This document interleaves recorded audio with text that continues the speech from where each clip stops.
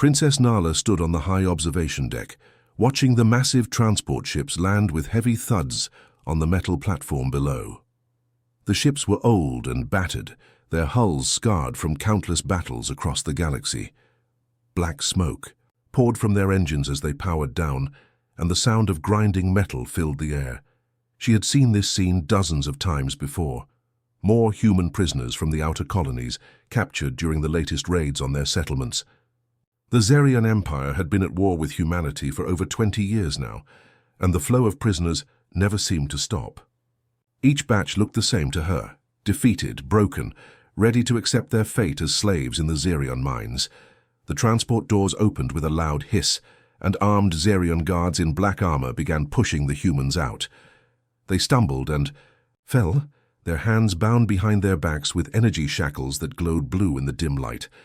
Most of them were covered in dirt and dried blood, their clothes torn and faces hollow from hunger. Nala watched without emotion as the guards lined them up in rows. This was just another day in her duties as a princess of the Empire.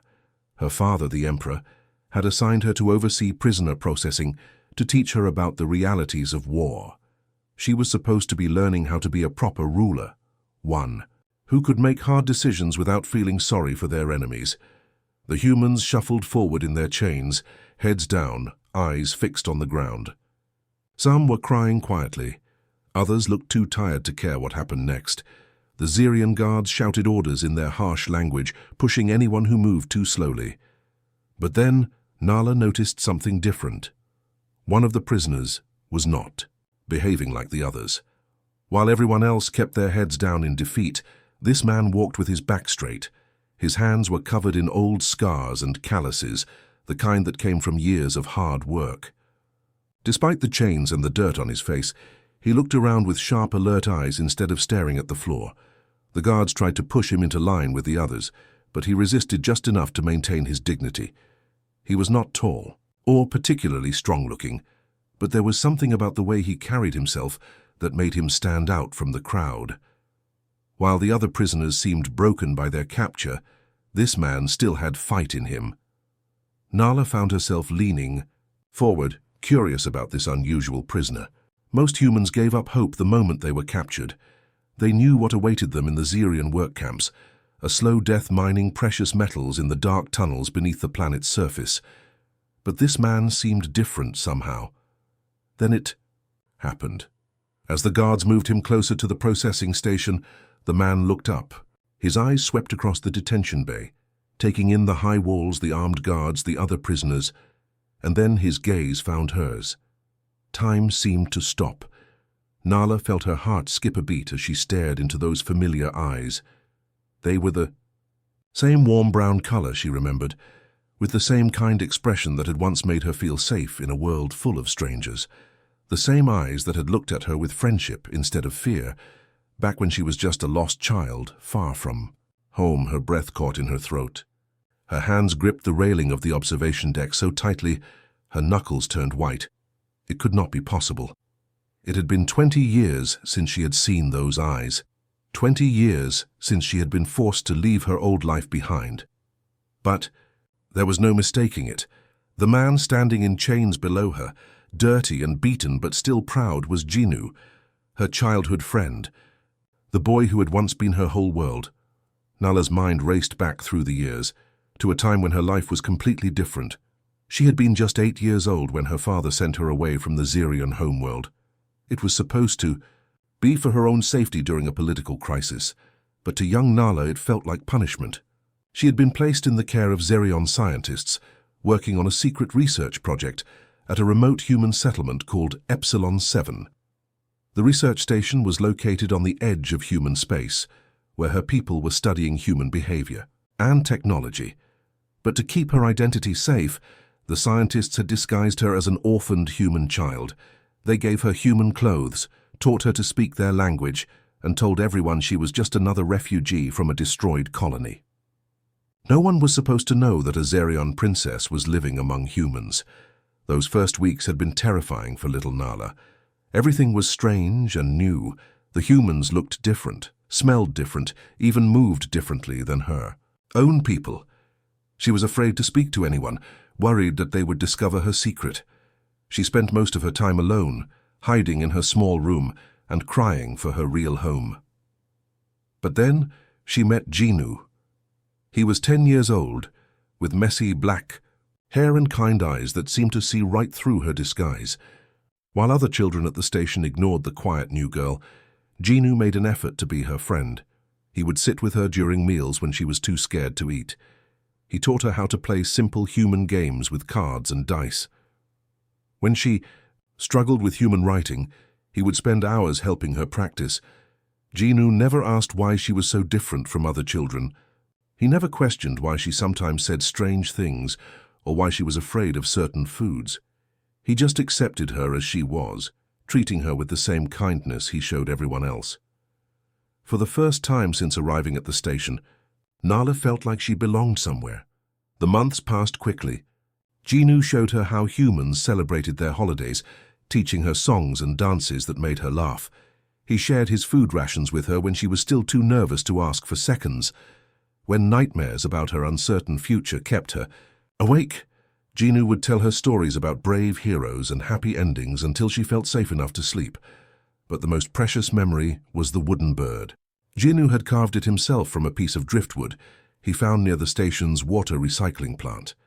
It was small and simple, no bigger than her palm, but he had spent weeks working on it with a tiny knife. The bird had spread wings, as if it was flying toward freedom. When he gave it to her, he said it was so she would always remember that even when things seemed impossible, there was always hope for something better. Then came the day that changed everything. Xerion ships appeared in the system without warning. Her father's agents had come to take her home. The political crisis was over, and Princess Nala was needed back on the homeworld. She had less than an hour to pack her few belongings before the transport arrived. Genu found her crying in her room, clutching the wooden bird. She could not tell him the truth about who she really was or where she was going. All she could say was that she had to leave and would probably never see him again. He was confused and hurt, but he hugged her goodbye and promised he would never forget their friendship. As her transport lifted off from Epsilon 7, Nala pressed her face to the window and watched Genu standing alone on the landing pad, getting smaller and smaller until he disappeared. She had kept his wooden bird hidden in her room for 20 years, the only reminder of the happiest time in her life. Now, seeing him again as a prisoner of war, her hands shook with the weight of all those buried memories. The palace corridors were dark and empty as Nala made her way through the winding passages toward the detention levels. Her heart pounded so loudly she was sure the guards could hear it, but she kept walking with the confident stride expected of a princess. The few night shift workers she passed bowed quickly and stepped aside, not daring to question where she was going at such a late hour. She had waited until the 3rd hour past midnight, when most of the palace staff would be asleep, and the detention center would have minimal guards on duty. Her royal access codes would get her through the security doors, but she still needed to be careful. If anyone discovered what she was planning, it could mean death for both her and Genu. The detention level was 6 floors beneath the main palace, carved deep into the rocky foundation of the mountain. The air grew colder as she descended, and the elegant marble walls of the upper levels gave way to bare metal and concrete. Red emergency lights cast eerie shadows in the narrow hallways, and the sound of her footsteps echoed off the walls, despite her efforts to move quietly. At the first security checkpoint, Nala pressed her palm against the scanner and held her breath. The machine beeped softly and flashed green, accepting her royal clearance. The heavy door slid open with a quiet hiss, and she stepped through into the prisoner housing area. The smell hit her immediately, a mixture of fear, sweat, and despair that seemed to cling to everything. Rows of cells lined both sides of the corridor, each one barely large enough for a person to lie down. Most were dark and silent, their occupants either sleeping or too broken to make noise. But as Nala walked deeper into the complex, she could hear quiet sobbing from some cells and angry muttering from others. She found cell block 7 at the end of the main corridor. Her hands were shaking as she checked the prisoner registry on the wall display. There it was, Cell 715, occupied by one human male, age 30, captured during the raid on Colony Beta 9. No name was listed, just a prisoner identification number. But Nala knew it had to be him. The cell was small and cramped, with only a thin sleeping mat on the floor and a small waste disposal unit in the corner.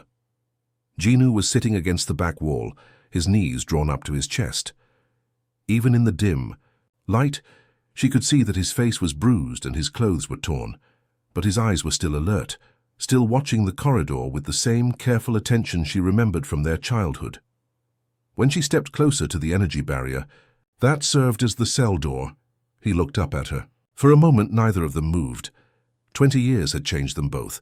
She was now a woman in royal robes instead of a frightened child, and he had grown from a kind boy into a battle-hardened man. But something in their eyes remained the same. Nala glanced around to make sure no guards were watching, then leaned close to the barrier.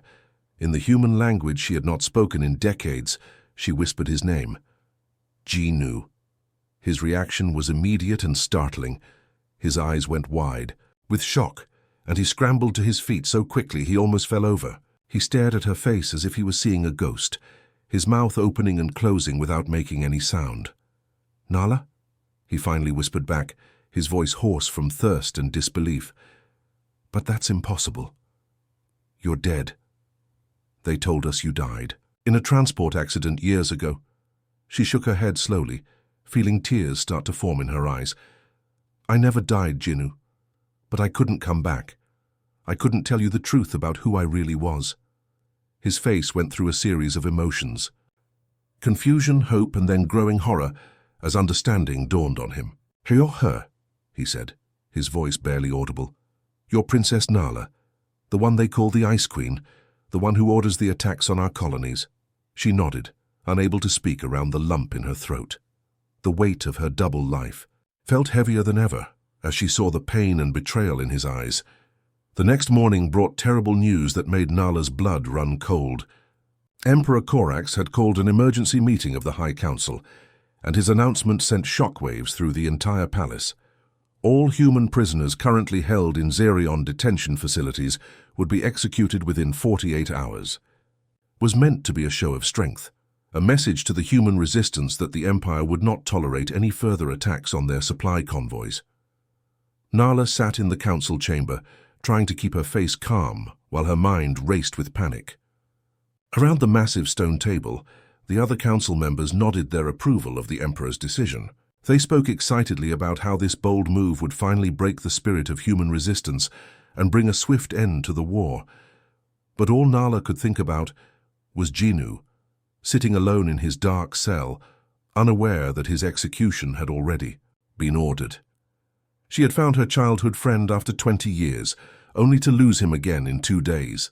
The thought made her feel sick to her stomach, but she could not show any emotion in front of the council. A princess was expected to be strong and ruthless, not weak and sentimental about enemy prisoners. That afternoon, while the palace buzzed with preparations for the mass execution, Nala began working on a desperate plan. She had access to the medical bay where Xerion biotechnology was used to treat injured soldiers and important prisoners. Among the advanced equipment was a neural suspension device that could slow down a person's life signs to almost nothing, making them appear dead while keeping their brain and vital organs functioning. The plan was dangerous and complicated. She would need to get Jinu to the medical bay, use the suspension device to fake his death, then somehow smuggle his apparently lifeless body out of the detention center. If anyone discovered what she was doing, both of them would face immediate execution for treason against the Empire. Late that night, Nala returned to the detention level with a medical transport unit and 2 loyal guards she had bribed with promises of promotion. She told them that one of the human prisoners was needed for urgent medical experiments before the executions began. The detention guards did not question her story. After all, she was a princess, and they were just following orders from someone far above their rank. When they brought Jinu out of his cell, he looked confused and frightened. Nala could not risk speaking to him in front of the other guards, so she had to hope he would trust her, despite everything that had happened between them. As they loaded him onto the transport unit, She caught his eye and gave him the smallest possible nod, hoping he would understand that she was trying to help him. In the medical bay, Nala worked quickly while her guards waited outside. She explained to Genu what she was going to do, and his eyes widened with amazement as he realized she was risking her life to save his. But before she activated the neural suspension device, he grabbed her hand and told her something that changed everything. The human resistance was not just a group of desperate colonists fighting with stolen weapons, as the Xerion military reports claimed. Over the past 5 years, human scientists and engineers had made incredible advances in technology.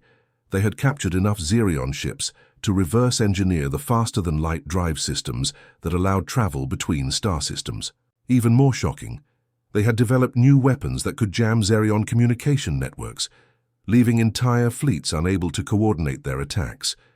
Genu revealed that he was not just a simple colonist or even a regular soldier.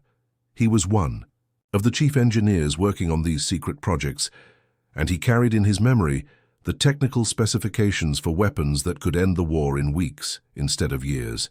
But more importantly, he knew about corruption on both sides of the conflict, war profiteers who were deliberately prolonging the fighting because it made them rich and powerful. His proposal was stunning in its boldness. If Nala could somehow get him access to the palace's central communication system, he could broadcast this information to both human and Xerion populations at the same time. The revelation would expose the corrupt leaders on both sides and force them to agree to peace negotiations or face revolution from their own people. As Nala activated the neural suspension device and watched Genu's body go limp, she realized that saving her childhood friend might be the key to saving both their entire species from a war that should have ended years ago. The great throne room fell silent as Emperor Corax rose from his massive stone seat. His voice boomed across the chamber, reaching every corner where nobles, military commanders, and palace officials had gathered for the emergency assembly. The Emperor's words hit Nala like physical blows, each sentence making her heart sink deeper into despair. "The human resistance has grown too bold," the Emperor declared, his dark eyes scanning the crowd. "Their recent attacks on our supply ships have cost us valuable resources and damaged our reputation across the galaxy. It is time to send them a message they will never forget." Nala stood among the other royal family members, her face carefully controlled to show no emotion. Inside, however, she felt like screaming. She knew what was coming next, and the knowledge made her stomach twist with dread. "All human prisoners currently held in our detention facilities will be executed at dawn tomorrow," the Emperor continued. "Their deaths will be broadcast across human space, showing our enemies the price of defying the Xerion Empire. Let this be a warning to anyone who dares to challenge our authority." The crowd erupted in cheers and applause. Military officers pounded their fists on tables, nobles shouted their approval, and even some of the palace servants clapped enthusiastically. To them, this was justice. To them, the humans were nothing more than troublesome insects that needed to be crushed. But Nala could only think of Genu, lying unconscious in the hidden chamber beneath the palace archives. The neural suspension device would keep him alive for maybe 3 more days before his body would shut down permanently. She had saved him from the immediate execution order, but now she was running out of time to find a real solution. As the crowd slowly dispersed, chattering excitedly about the upcoming executions, Nala made her way through the palace corridors with her mind racing. She had less than 18 hours before the sun rose and the executions began. Even if she could somehow get Genu off the planet, where would they go? The Xerion Empire controlled hundreds of star systems, and there were very few places where a runaway princess and an escaped human prisoner could hide. But more importantly, she kept thinking about what Genu had told her in the medical bay. The information he carried could change everything. The technical specifications for advanced human weapons, the evidence of corruption on both sides of the war, the proof that powerful people were getting rich while ordinary soldiers and civilians died in meaningless battles. That evening, Nala sat in her private chambers, staring out the window at the city below. Thousands of lights twinkled in the darkness, representing millions of Xerion citizens who believed they were fighting a righteous war against dangerous human invaders. They had no idea that their own leaders were lying to them, prolonging the conflict for personal gain. She thought about her childhood on Epsilon 7, when she had lived among humans and seen their true nature. They were not the savage monsters that Zerion propaganda portrayed them as. They were families trying to protect their homes, engineers and scientists working to build better lives, children playing games and laughing just like Zerion children did. The weight of her decision pressed down on her like a physical force. Everything she had been taught since childhood told her that her duty was to the Empire above all else. A princess was supposed to be loyal, obedient, and willing to sacrifice anything for the good of her people. But what if the Empire was wrong? What if the war itself was the real enemy? As the night wore on, Nala found herself thinking about the wooden bird that Jinu had carved for her so many years ago. It was still hidden in her jewelry box, a reminder of a time when friendship mattered more than politics. The bird had spread wings, ready to fly toward freedom. Maybe it was time for her to spread her own wings and choose her own path. By the time the first hints of dawn appeared on the horizon, Princess Nala had made her choice. She would betray everything she had been taught about duty and loyalty. She would risk her life, her title, and her future to save not just one human prisoner, but potentially millions of lives on both sides of the war. The real question was whether she could pull off the most dangerous plan in Zerion history before the sun rose and it was too late. The first rays of sunlight were already creeping through the palace windows when Nala put her plan into action. She had spent the entire night preparing every detail, knowing that one small mistake would cost both her and Jinu their lives. The neural suspension device had kept him in a death-like state for over 12 hours, but she needed to wake him up soon, or the effects might become permanent. Moving through the palace corridors with practiced calm, Nala made her way to the medical wing where Jinu's supposedly dead body was being stored. She had already bribed the night shift medical staff to leave early, claiming she needed privacy for a personal examination of the deceased prisoner. The few remaining guards believed she was conducting some kind of royal ceremony over the body of a fallen enemy. In the cold storage room, Jinu lay motionless on a metal table, his skin pale and his breathing so shallow it was almost impossible to detect. Nala worked quickly to reverse the neural suspension, her hand steady despite the fear coursing through her veins. As the biotechnology gradually brought his systems back online, she watched anxiously for signs of consciousness. After what felt like an eternity, Jinu's eyes fluttered open. He was weak and disoriented, struggling to remember where he was and what had happened. Nala helped him sit up slowly, whispering reassurances in the human language while keeping one ear listening for any approaching footsteps in the corridor outside. "We have to move now," she told him quietly, helping him put on the maintenance worker uniform she had stolen from the laundry. "The execution ceremony starts in 2 hours, and when they discover your body is missing, the entire palace will be searched." Jinu nodded, still fighting off the lingering effects of the suspension device. His movements were clumsy at first, but determination quickly overcame his physical weakness. Together, they made their way to a service entrance that led to the palace's network of maintenance tunnels. The tunnels were dark, narrow passages that ran beneath the entire palace complex like the veins in a giant body. They were used by repair crews to access water pipes, electrical systems, and communication cables without disturbing the daily activities above. Nala had memorized the layout years ago during her childhood explorations, never imagining she would one day use this knowledge to smuggle an escaped prisoner through the heart of the Zerion Empire. They crawled through cramped spaces and climbed down rusty ladders, moving deeper into the mountain foundation where the oldest parts of the palace had been built centuries ago. The air grew colder and more stale as they descended, and the only light came from Nala's small emergency torch. Behind them, the sounds of the palace gradually faded until they were surrounded by complete silence. Finally, they reached their destination, a forgotten storage room in the ancient archives, buried so deep beneath the palace that most people had forgotten it existed. The chamber was filled with old records, broken furniture, and equipment that had not been used in decades. It was the perfect hiding place, at least temporarily. As Jinu recovered his strength, he began to tell Nala things that completely changed her understanding of the war. The human resistance was far more organized and technologically advanced than Zerion intelligence reports suggested. What the Empire saw as desperate raids by scattered colonists was actually part of a carefully coordinated strategy that had taken years to develop. Human engineers had not only reverse-engineered Zerion faster-than-light technology, but they had improved upon it. Their new ships could travel farther and faster than anything in the Zerion fleet. More importantly, they had developed weapons specifically designed to target Zerion weaknesses, devices that could disable the quantum communication networks that held the Empire together.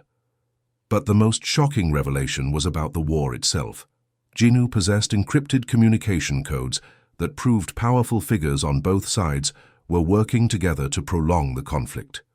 Arms dealers, mining corporations, and corrupt politicians were making enormous profits from the ongoing battles. Every peace negotiation that had failed over the past 20 years had been sabotaged by these same people.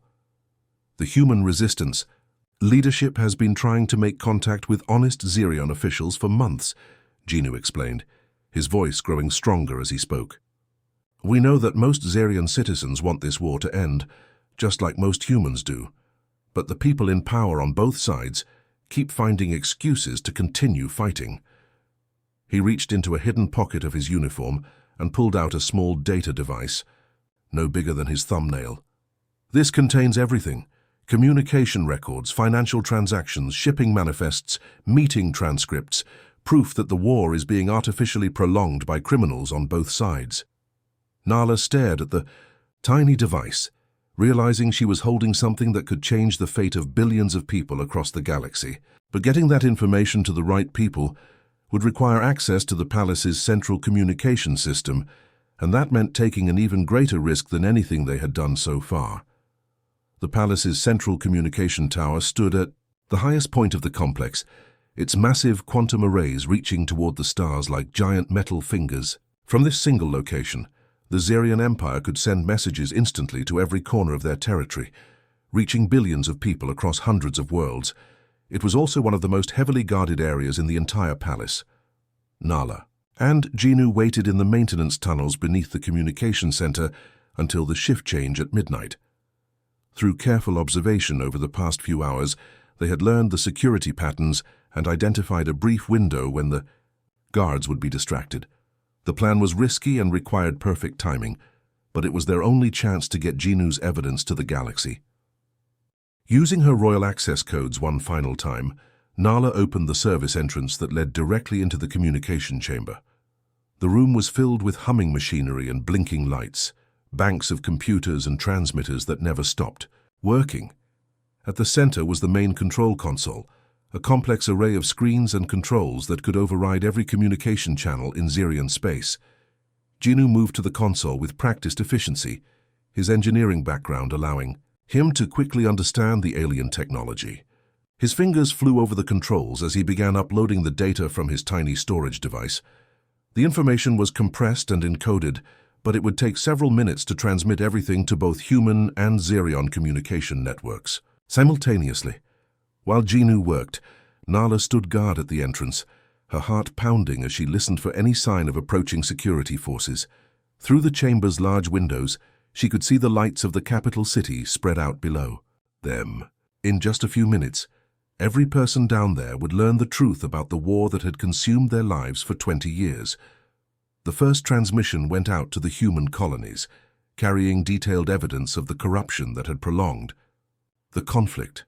Financial records showing how certain Zerion nobles had been secretly selling weapons to human resistance groups, creating a profitable cycle of violence.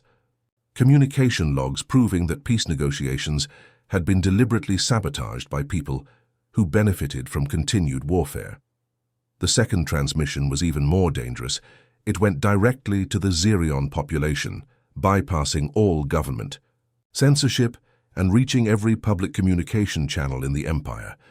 Citizens who had been told they were fighting to protect their civilization from savage human invaders suddenly learned that their own leaders had been lying to them for decades.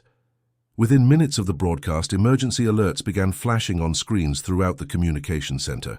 The palace security system had detected the unauthorized transmission and was automatically tracking its source. Red warning lights bathed the chamber in an eerie glow as alarms began sounding throughout the building. But the damage was already done. Across the galaxy, people were reading the leaked documents and sharing them with their friends and families. On human worlds, colonists who had lost loved ones in the war were learning that some of those deaths had been orchestrated by profiteers. On Xerion planets, citizens were discovering that their tax money had been funding a conflict that could have ended years ago. The reaction was immediate and explosive. On the planet below, crowds began gathering in the streets, demanding answers from their government. Similar protests erupted on worlds throughout both human and Xerion space as the truth spread faster than any official attempt to contain it. The quantum communication networks that had been used to coordinate the war effort were now carrying the seeds of revolution. Heavy footsteps echoed in the corridors outside the communication chamber as security forces rushed toward their location. Nala could see armed guards through the windows, surrounding the base of the tower and cutting off all escape routes. The Emperor's elite forces were moving with deadly efficiency, preparing to capture or kill anyone they found in the restricted area. Jinu finished the final transmission and stepped back from the console, his face grim but satisfied. "It's done," he said quietly. "Every major news network in human space has the files now, and they're already being broadcast on Xerion public channels. Even if they capture us, they can't stop the truth from spreading."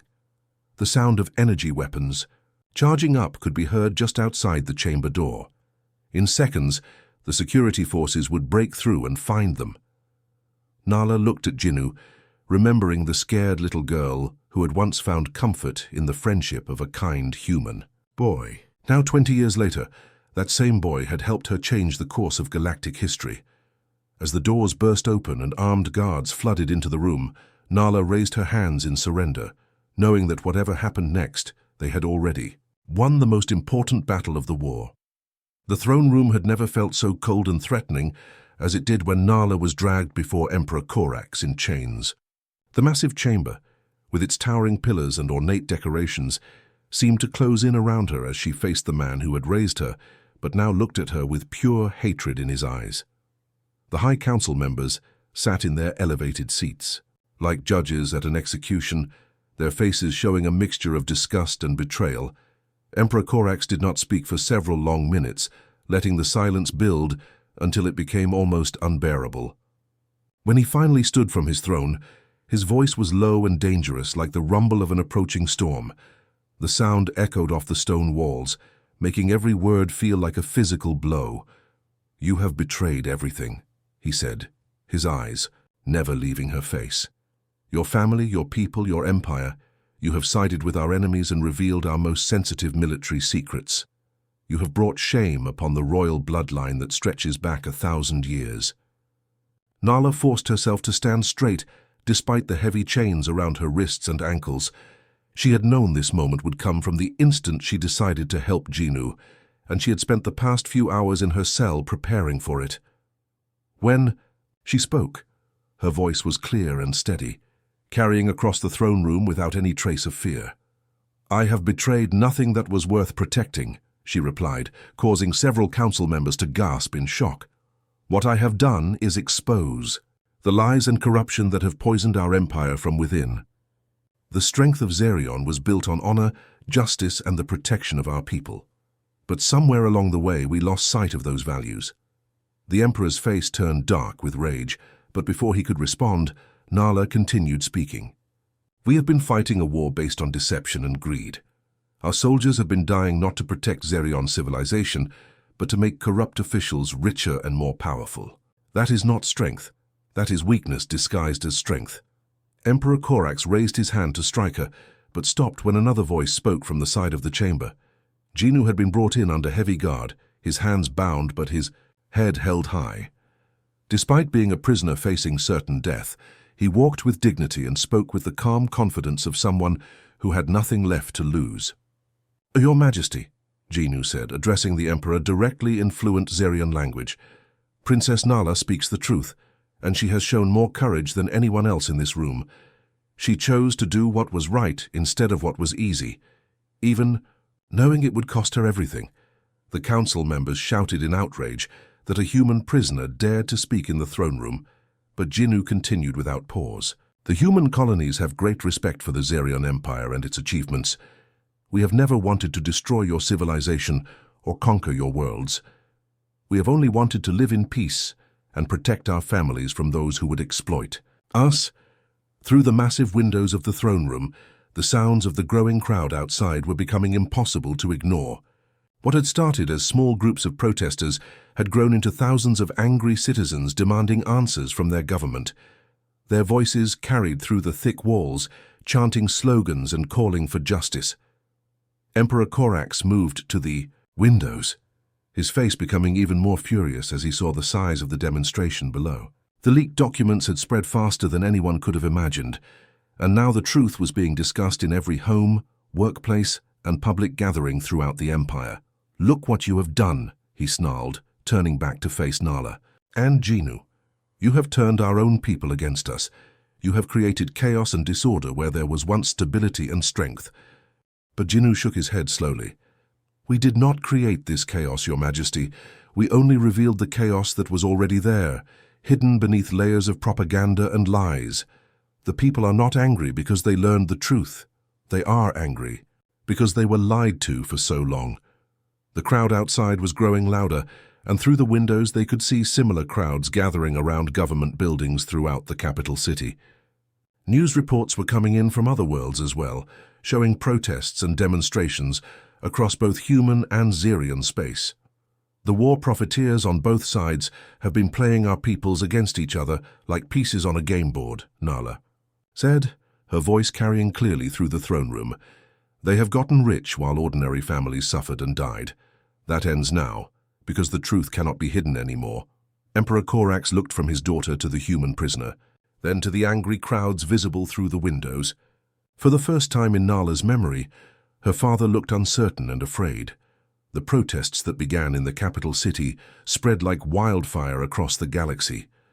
Within days, millions of people on both human and Zerion worlds were taking to the streets demanding an end to the war and the prosecution of those who had profited from the suffering.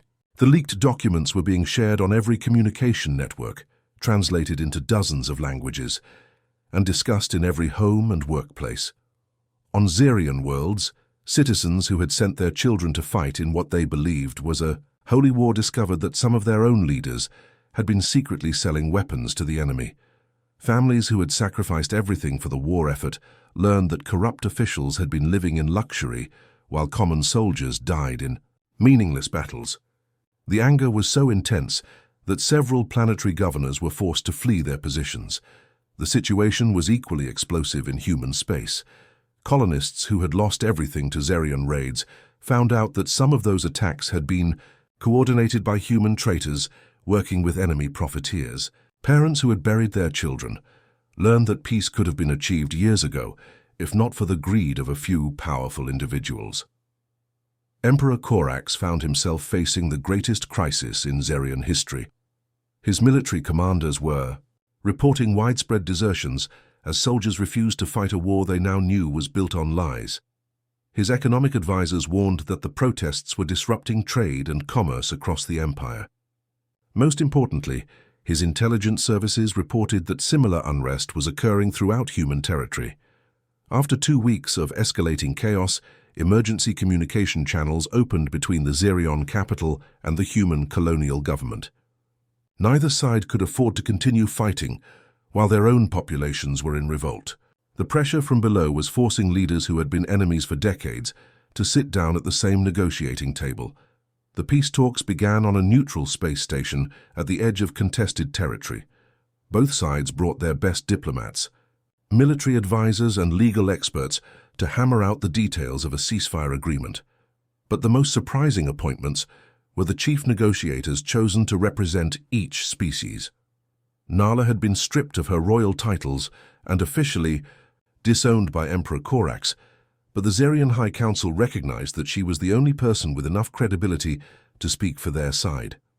The population trusted her because she had sacrificed everything to reveal the truth, and the human colonists respected her because she had risked her life to protect one of their own. Genu became the human representative, almost by accident. His engineering background and his intimate knowledge of both species made him the perfect choice to bridge the gap between two very different civilizations. More importantly, his partnership with Nala during the crisis had already proven that humans and Zerians could work together when they shared common goals. The negotiations were difficult and sometimes heated, with decades of mistrust and anger to overcome. Both sides had legitimate grievances and demands that seemed impossible to reconcile. There were moments when it seemed like the talks would collapse and the war would resume with even greater intensity than before. But slowly, progress began to emerge. Working together, Nala and Genu found creative solutions to problems that had seemed unsolvable.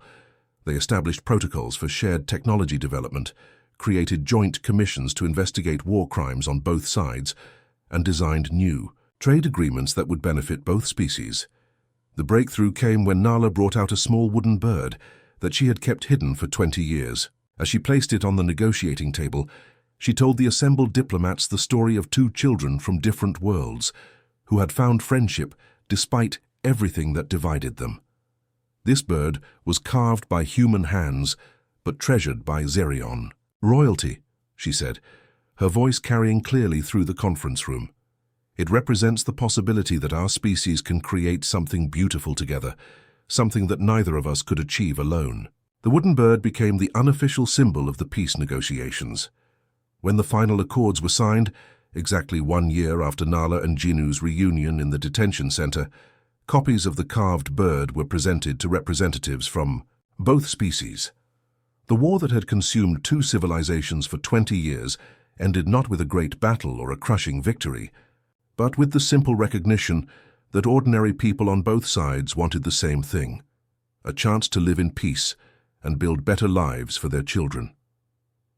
As Nala and Genu stood together at the signing ceremony, watching former enemies shake hands and make promises for a better future, they both understood that their childhood friendship had grown into something much larger. It had become the foundation for a new era of cooperation between the stars.